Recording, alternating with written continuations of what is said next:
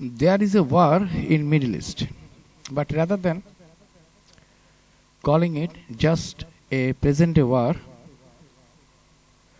it is more accurate to describe it as an ongoing conflict between Israel and its allies, sometimes in Gaza, sometimes in Lebanon,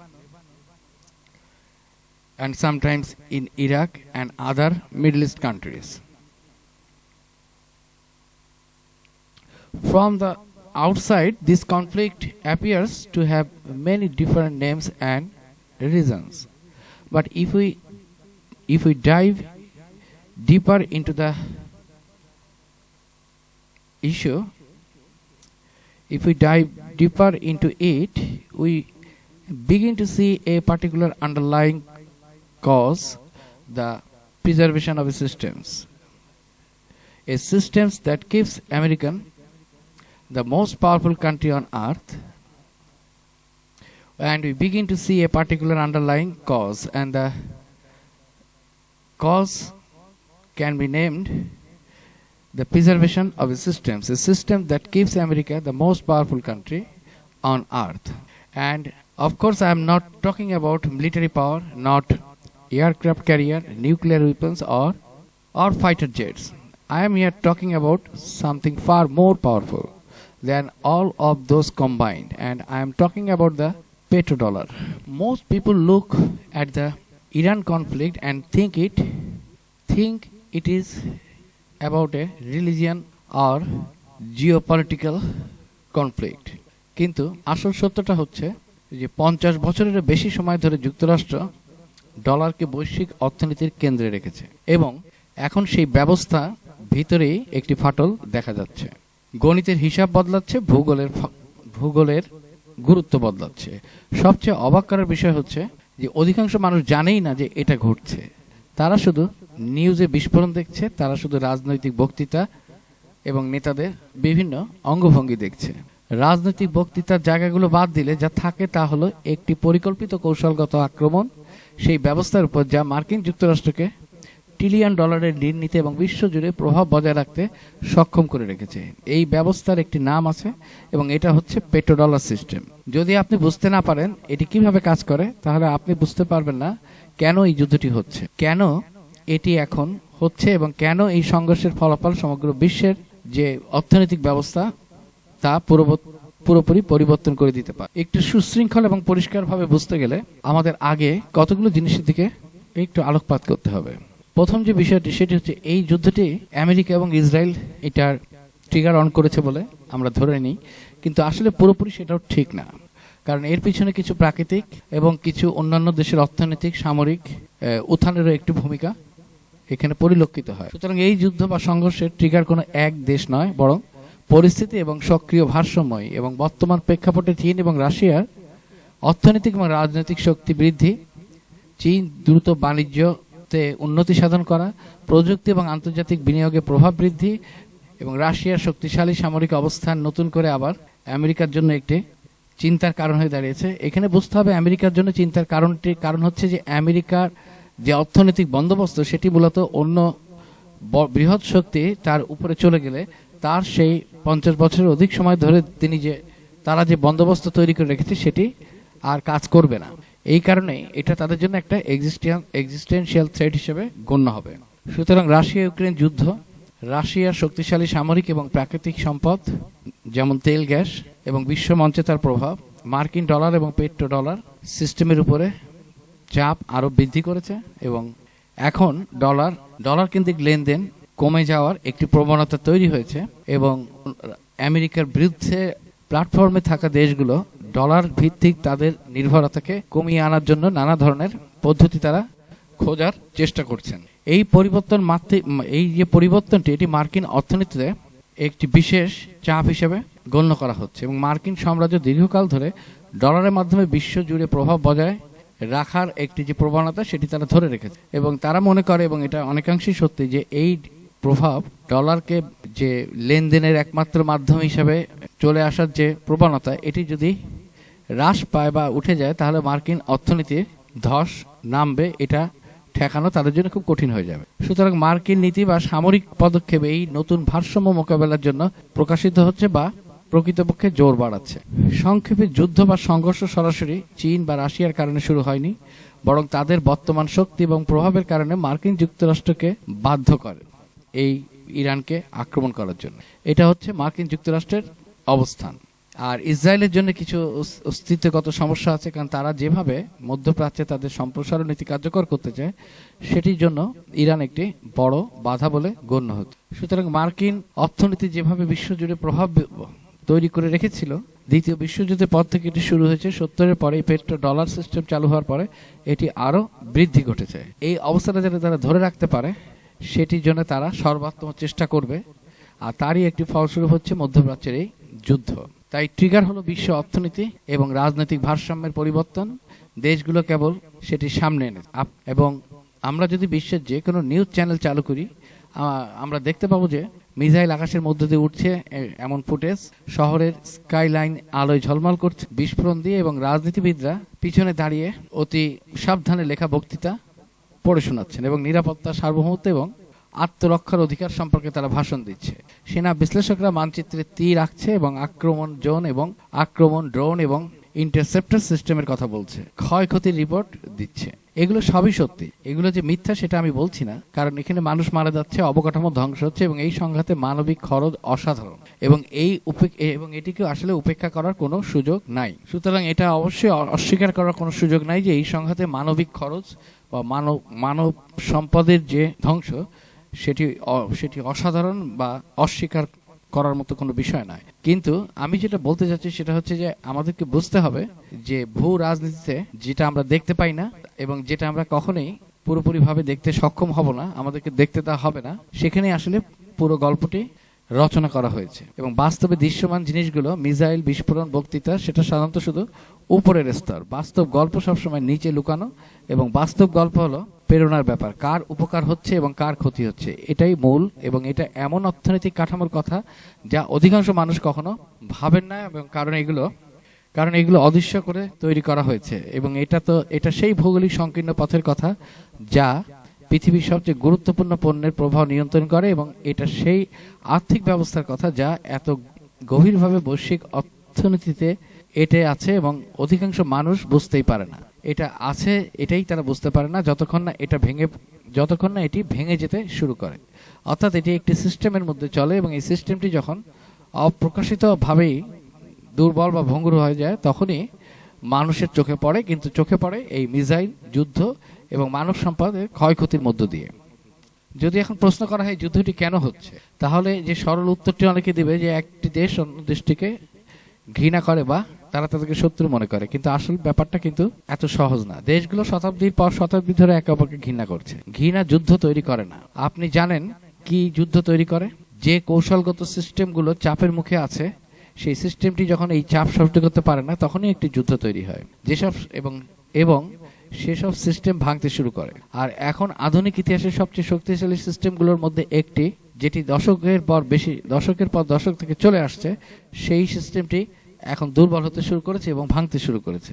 এবং এই সিস্টেমটি নিয়ন্ত্রণ করে তেলের বাণিজ্য এবং তেলের রুট, এবং এই তেলের বাণিজ্য কোন মুদ্রা দিয়ে হবে সেটি। সেই সিস্টেম নিয়ন্ত্রণ করে তেল উত্তোলন এবং তেল সরবরাহের সার্বিক যে প্রসেসটি সেটিকে, এবং এটির উপরে আসলে নির্ভর করে যে কে এটি নিয়ন্ত্রণ করবে এবং কে এইটি নিয়ন্ত্রণের মাধ্যমে প্রকারান্তরে বিশ্বের অর্থনৈতিক চালিকা শক্তি যে তেল তার উপরে নিয়ন্ত্রণ বজায় রাখবে। তাহলে আমাদের এখন দেখতে হবে আসলে কি ঘটছে।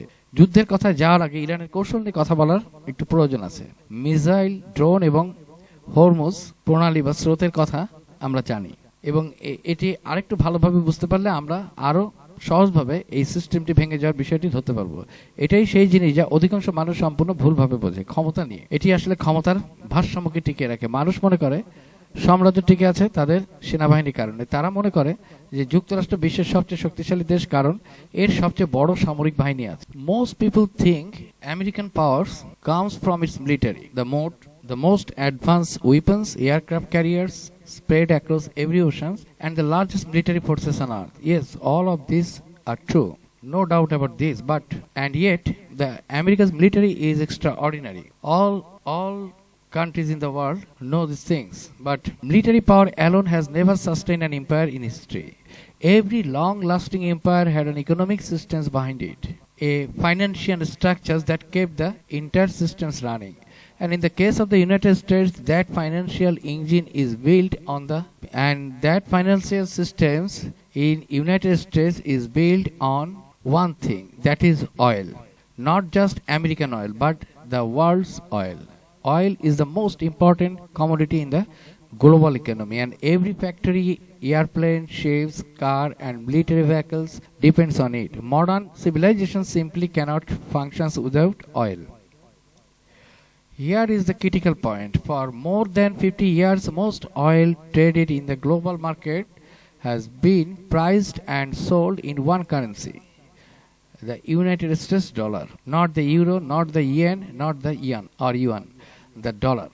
And think about what that means. If Japan wants to buy oil from Saudi Arabia, it cannot pay it in yen. It must pay in dollar. The same applied to Germany, Brazil, South Korea, and almost every other country. This creates something extremely powerful. Constant global demand for the US dollar, and countries around the world must buy, hold, and store dollars in their reserve just to participate in the oil market. That demand is hidden engine of American economic power. When the entire world needs American currency, America gains enormous advantages and the ability to borrow cheaply, run large deficits, and finance a global military presence. But these systems did not happen by accident. It was carefully built through strategic alliances in the Middle East, particularly with the oil-producing states of the Persian Gulf. The deal was simple. The Gulf states led by Saudi Arabia agreed to sell their oil in US dollars, and in return the United States provided military protection, security guidance, security guarantees, and strategic support. তাই মার্কিন সাম্রাজ্যের সামগ্রিক অর্থনীতি কাঠামো যে ভিত্তিটি সেটি নির্ভর করে আছে এই সিস্টেমের উপর। এটি হলো একটি অদৃশ্য যন্ত্র যা সবকিছুর নিচে কাজ করছে, এবং যতক্ষণ পর্যন্ত এই অদৃশ্য যন্ত্র থাকবে, এই সিস্টেমটি কাজ করতে থাকবে, মার্কিন যুক্তরাষ্ট্র শীর্ষে থাকবে। কিন্তু যে কোনো সময় কেউ এই যন্ত্রকে ভাঙার হুমকি দিলে সবকিছু বদলে যায়, এবং এখানেই অনেক মানুষ এই সংঘাতকে সম্পূর্ণভাবে বুঝতে ব্যর্থ হয়। তারা যখন খবর দেখে তারা মনে করে যুদ্ধ হচ্ছে ইরান এবং ইসরায়েলের মধ্যে। তারা মনে করে এই যুদ্ধক্ষেত্র হলো গাজা, লেবানন বা ইসরায়েলের জমি। হ্যাঁ, এগুলো সক্রিয় লড়াইয়ের স্থান। বাস্তবে এখানে লড়াই হচ্ছে, কিন্তু এগুলো মূল ঘটনা কেন্দ্রে অবস্থিত যে কারণ সেটি নয়। মূল যুদ্ধক্ষেত্র যা প্রকৃতপক্ষে গুরুত্বপূর্ণ সেটা হলো উপসাগরীয় অঞ্চল। আমি বলছি সৌদি আরবের কথা, আমি বলছি সংযুক্ত আরব আমিরাতের কথা, এবং কাতার এবং বাহরাইনের কথা, কুয়েতের কথা। These are the places that matter most in this conflict, and most people do not even realize it. See, these countries are not just wealthy nations setting up on top of oil. They are critical nodes in the global financial systems. They are the infrastructures of the petro $3, and the oil they produce, the money they generates, the investments they make, all of that flows directly into global markets and reinforces the dominance of the United States dollar. Take Dubai as an example. Dubai did not become a global city by accident. It was built on one thing above everything else: stability.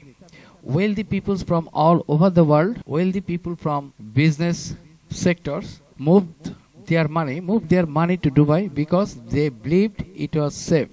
Business set up headquarters there because the region was stable. Investors poured billions into real estate, infrastructures and financial market. এবং বহু ব্যাংকের headquarter, বহু ব্যবসা প্রতিষ্ঠানের headquarter দুবাইতে অবস্থিত। এর মূল কারণটি হচ্ছে they trusted not Dubai's systems, Dubai's governments, they trusted American systems. Our American systems depends on these hidden systems of petrodollars. And military power would keep the Gulf secure, and the entire economic models of these Gulf states is built on the perceptions of safety, not just actual safety. the perceptions of it. And now imagine what happens when that perception starts to crack. Imagine investors watching missiles fly across the Gulf regions. Imagine wealthy expatriates looking at the news channels and wondering if their families are safe. Imagine insurance companies in calculating risks for every cargo ships passing through the area. What happens? Capital runs, money moves, business start looking for the exits, and when capital flees the Gulf, it does not just hurt Dubai or Riyadh or Doha. It weakens the entire financial ecosystems that the petrodollar is built on. এবং এভাবেই the oil revenue slows down, the investments dry up, and the recycling of dollars through global markets starts to break down. And this is where Iran's real strategy becomes terrifying, because Iran is not trying to beat the United States in a straight up military fight. They know they cannot do that. No country on earth can match the American military in a direct conventional war. Iran এটা খুব ভালো করেই জানে. So instead of fighting the machines, they are attacking the fuel that powers the machines. They are going after the economic foundations. They are targeting the perceptions of stability. They are trying to make the entire regions feel unsafe, unpredictable, and risky. And if they succeed even partially, the financial damage could be far greater than anything a missile could ever do to military base. Now let me show you why geography makes this whole situation even more dangerous. Because when we talk about the Gulf regions, we are not just talking about the countries and cities. We are talking about one of the most geographical choke points on the entire planets, and it is called the Strait of Hormuz. And if you do not know what the Strait of Hormuz is, you need to learn, because this single narrow waterway might be the most strategically important piece of geography in the modern world. And here is what it is. The Strait of Hormuz is a narrow passage of water that connects the Persian Gulf to the open oceans, and in some places it is only about 50 kilometers wide, and that is it, 50 kilometers. And through these tiny corridors, roughly 20% of the entire world's oil supply passes every single day.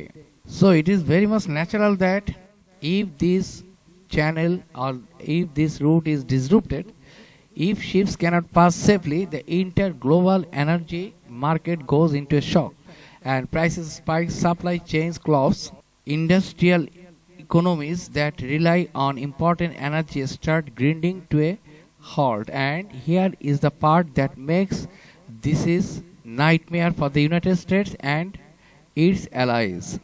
এবং এটাই হচ্ছে প্রথম geographical যে সুবিধা যুদ্ধে, সেটি ইরানের জন্য একটি সুবিধা করে দিয়েছে, কারণ geography does not treat both sides equally.